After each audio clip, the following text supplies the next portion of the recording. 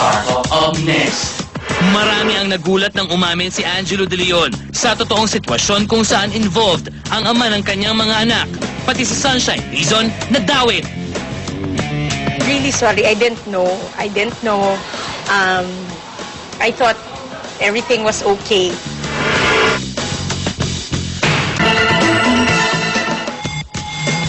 Startup up now. Wala akong galit sa kanya and sana rin siya walang maging galit sa akin. Because alam naman namin kung ano yung pinagdaanan namin sa isa't isa. Inamin ni Angelo De Leon na hindi sinusuportahan ni Jojo Manlongat ang kanilang anak. Pero hindi naman daw rason ito para magalit siya sa dating karelasyon. I never told anything bad about them. Pinapaalala ko lang sa inyo, hindi ko kayo sinisiraan sa mga anak ninyo. All I want them to know is the truth.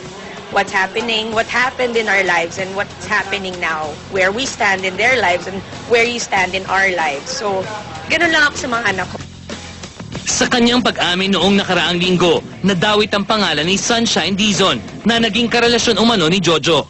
Ang hindi raw alam ni Angelo, isa palang malaking sikreto ito. Hindi ko kasalanan. I'm really sorry. I didn't know. I thought everything was okay. Pero apparently hindi pala. So, I ask forgiveness kay Sunshine lang. Ha? Kay Sunshine lang. Sorry, I didn't know na hindi pa pala kayo open. And thank you for not even making battle kasi it just shows how you respect the relationship. Alam mo, number one, there's no reason for her to be sorry to me. I don't understand why she feels that she has to apologize to me. Because, wala naman eh. What's the point in saying sorry? Wala akong tatanggapin na apology because dahil para sa akin, wala namang dapat i-apologize for. Kasi kung para sa kanya, may issue na nagaganap, sa akin wala.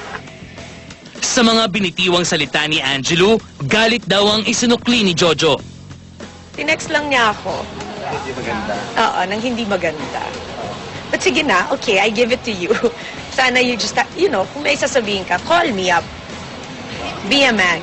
Ayoko na rin sagutin kasi text is so improper. It's so impolite and hindi siya yung pinakatamang gawin kung titingnan natin. Pero depensa ni Angelo, matagal din niyang iningatan ang kanyang nalalaman. Because before, I was kind enough to protect him. But eventually, I just realized that I was suppressing myself. And I was protecting someone who doesn't even give, sorry for my word, give a damn. So parang, it's time for me to release everything. Maging ang anak daw ni Joco Diaz sa kanya, hindi rin daw masyadong nakilala ng ama. Pero may bagay na gustong linawin si Angelo. Ang gusto ko lang ipaalam sa kanila, hindi ko pinipilit sa inyo ang mga anak ninyo. Kung ayaw nyo, okay lang. Kaya ko naman eh, mahal ko naman eh.